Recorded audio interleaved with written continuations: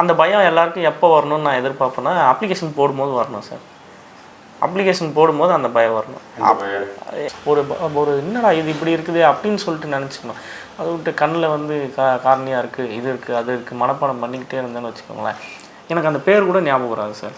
நான் இப்போ என்ன படிச்சுட்டு நான் 100 டைம் ரிவிஷன் பண்ணிட்டு போனாலும் எனக்கு அந்த பேர் கூட ஞாபகம் வராது. ஆனால் இதுவே நான் வந்து கம்ப்ளீட்டாக ஒரு அண்டர்ஸ்டாண்டிங் பண்ணி நான் புரிஞ்சு படிச்சுக்கிட்டு அதுக்கு அடுத்து நான் நோட்ஸ் எடுத்து நான் என்ன புரிஞ்சுக்கிட்டேனோ அதை சார். டெஸ்ட்டுன்றது நம்ம எப்போ இன்சிஸ்ட் பண்ணலாம்?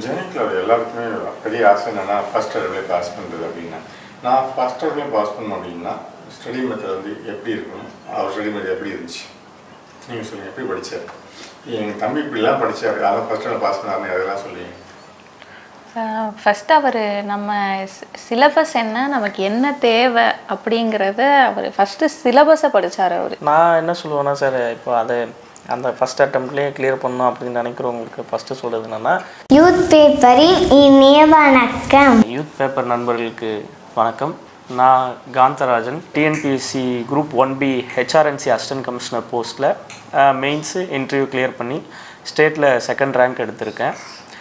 இது வந்து என்னோடய ஃபஸ்ட் அட்டம்ப்ட். வணக்கம், என் பேர் நேதாஜி. நான் சின்மயா ஐஏஎஸ் அகாடமியில் டிஎன்பிஎஸ்சி ஃபேக்கல்ட்டியாக ஒர்க் பண்ணுறேன். நடந்து முடிஞ்ச டிஎன்பிஎஸ்சி குரூப் 1B எக்ஸாமில் மாநில அளவில் 2வது இடம் பிடித்து ஹெச்ஆர்என்சியில் அசிஸ்டன்ட் கமிஷனராக தேர்வாயிருக்க திரு காந்தராஜன் அவர்களுக்கு சின்மயா அகாடமி சார்பில் வாழ்த்துக்களை தெரிவிச்சுக்கிறோம். கூடவே அவருக்கு ஃபேக்கல்ட்டியாக ஒர்க் பண்ணது எனக்கு ரொம்பவே மகிழ்ச்சியாக இருக்குது, பெருமையாக உணர்றேன். டாபிக் எடுக்கிறோம் அப்படின்ற பட்சத்தில் ஃபஸ்ட்டு ஸ்டெப்பு நம்ம பண்ண வேண்டியது அண்டர்ஸ்டாண்டிங் தான் சார். அதோட அர்த்தம் என்ன, ஒரு டாப்பிக்கு, அந்த டாப்பிக்கில் என்னென்ன இருக்குது, அந்த டாப்பிக்கை நம்ம எப்படி அண்டர்ஸ்டாண்ட் பண்ணிக்கிறோம், இப்போ பொருத்தி பார்த்துக்கணும் சார். இப்போ நம்ம போயிட்டு இப்போ ஒரு ஹியூமன் பாடியை பற்றி படிக்கிறோம் அப்படின்னா நம்ம கண் என்ன வேலை செய்யுதுன்னு நம்ம தெரிஞ்சுக்கிறோம் அப்படின்னு நினச்சி படிக்கணும். நம்ம மூக்கு என்ன வேலை செய்யுதுன்னு நினைக்கிறோம் நம்ம தெரிஞ்சுக்கிறோம் அப்படின்னு நினைக்கணும். ஒரு இது உணவு குழாய் இருக்குன்னா அது எது வரைக்கும் போதுனாச்சும் நமக்கு தெரியணும். நம்ம ஹார்ட் இருக்குன்னா எப்படி பீட் ஆகுதுன்னு தெரிஞ்சுக்கிறோம். டைஜஷன் உள்ளே எப்படி நடக்குதுன்னு நம்ம தெரிஞ்சுக்கிறோம். இது மொத்தமாக என்னென்ன வேலை எது செய்யுது, நம்ம உடம்புல ஸ்ட்ராங்கஸ்ட் போன் எதுன்னு நம்ம தெரிஞ்சுக்கிறோம். நம்ம கால் எப்படி இருக்குதுன்னு நம்ம தெரிஞ்சுக்கிறோம். எத்தனை போன்ஸ் இருக்குது நம்ம உடம்புல அப்படின்றது தெரிஞ்சுக்கிறோம். அப்படின்ட்டு அதை ஒரு ஆச்சரியமாக நினச்சிக்கணும் சார். ஒரு என்னடா இது இப்படி இருக்குது அப்படின்னு சொல்லிட்டு நினச்சிக்கணும். அதை விட்டு கண்ணில் வந்து காரணியாக இருக்குது, இது இருக்குது, அது இருக்குது, மனப்பாடம் பண்ணிக்கிட்டே இருந்தேன்னு வச்சுக்கோங்களேன், எனக்கு அந்த பேர் கூட ஞாபகம் வராது சார். நான் இப்போ என்ன படிச்சுட்டு நான் 100 டைம் ரிவிஷன் பண்ணிட்டு போனாலும் எனக்கு அந்த பேர் கூட ஞாபகம் வராது. ஆனால் இதுவே நான் வந்து கம்ப்ளீட்டாக ஒரு அண்டர்ஸ்டாண்டிங் பண்ணி நான் புரிஞ்சு படிச்சுக்கிட்டு அதுக்கு அடுத்து நான் நோட்ஸ் எடுத்து நான் என்ன புரிஞ்சுக்கிட்டேனோ அதை நோட்ஸில் எழுதி வச்சுட்டு அதுக்கப்புறம் நான் அதை படிச்சுட்டு திருப்பி ரிவிஷன் பண்ணேன்னா நான் இப்போ இல்லை சார், நான் இன்னும் ஒரு 40 வருஷம் கழித்து கேட்டனாலும் என்னால் அதுக்கு பதில் சொல்ல முடியும். ஸோ அந்த மெத்தடாலஜியை ஃபாலோ பண்ணி படித்தா மட்டும்தான் ப்ரொடக்டிவாக இருக்கும், ப்ரொடக்டிவ் லேர்னிங்காக இருக்கும். இந்த ப்ராசஸில் வந்து நான் எப்போ டெஸ்ட்டை இன்சிஸ்ட் பண்ணுறது சார்? டெஸ்ட்டுன்றது நம்ம எப்போ இன்சிஸ்ட் பண்ணலான்னா சார், கம்ப்ளீட்டாக நமக்கு வந்து ஒரு கான்ஃபிடென்ஸ் வரணும் சார். ஏன்னா டெஸ்ட்டு சில டைமில் கான்ஃபிடென்ஸ் கொடுக்கும், சில டைமில் டோட்டலாக உடச்சி விட்டு போயிடும். டெஸ்ட்டு ஒரு கொஷினை பார்த்த உடனே நம்மளால் கொஷின் இதுதான் இதை பற்றி தான் கேட்டிருக்கிறாங்கன்னு தெரிகிற அளவுக்கு இருந்துச்சுன்னா நான் அது ஒரு கான்ஃபிடென்ஸ் கொடுக்கும். கொஷின் இது எங்கே இருக்குன்னே எனக்கு தெரில அப்படின்னா அது உடச்சி விட்டு போயிடும் சார். அதனால் நம்ம ஓவராலாக நாலேஜை வளர்த்துறணும். ஃபஸ்ட்டு நான் எந்த வார்த்தையை கேட்டாலும் நான் வந்து என்னால் ஒரு பதில் என்னால் சொல்ல முடியும்.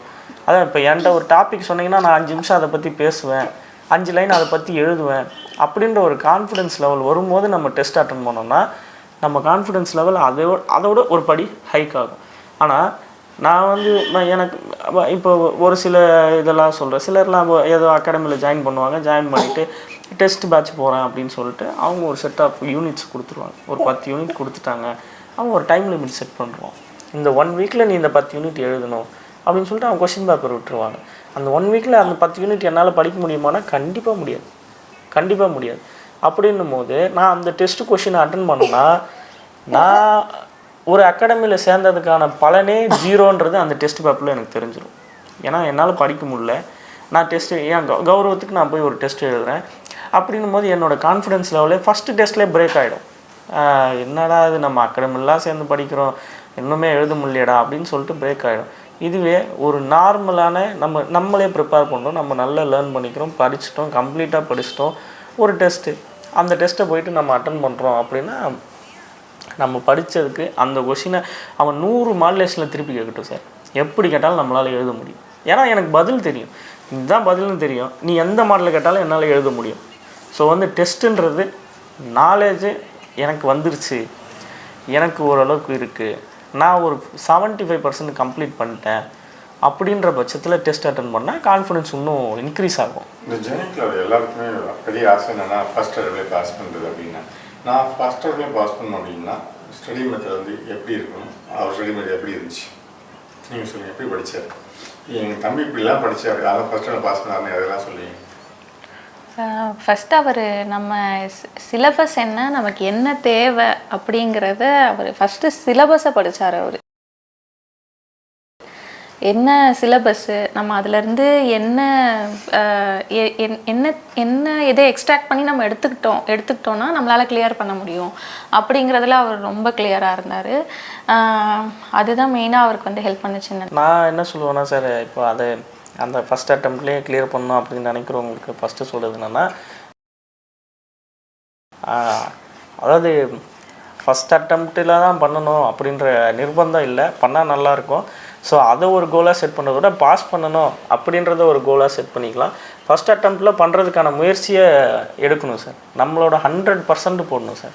100% நான் வந்து என்னால் இது முடியும் அப்படின்னா இதுக்கு மேலே ஒரு % என்னால் முடியுமான்னு யோசித்து போட்டோன்னா கண்டிப்பாக அது ஃபஸ்ட் அட்டம்ப்டில் கிளியர் பண்ணுறதுக்கான வாய்ப்பை கொடுக்கும் சார். ஆனால் இது பெரிய சிக்கல் வந்து ஃபுல்லாக நம்ம படிச்சிருவோம், இந்த எக்ஸாம் ஹாலில் போனால் பெரிய பயம், தலைக்கு மேலே பெரிய கத்தித்தனம் தானே, இந்த கத்தித்தனம் எப்படி பார்க்குறது சார்? நான் என்ன சொல்லுவேன்னா, அதாவது அந்த பயம் எல்லாருக்கும் எப்போ வரணும்னு நான் எதிர்பார்ப்பேன்னா அப்ளிகேஷன் போடும்போது வரணும் சார். அப்ளிகேஷன் போடும்போது அந்த பயம் வரணும். இது எப்படி நம்ம எழுத போகிறோம் வரப்போகிறோம் அப்படின்றது அப்போ வரணும்.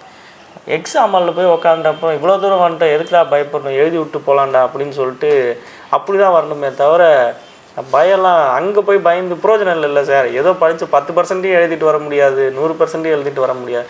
ஸோ அங்கே போயிட்டுலாம் பயப்படுறது பயம் வேஸ்ட்டு. அந்த இடத்த பயத்தை விட்டுறணும், வந்துட்டோம் போடான்ட்டு போயிடலாம்.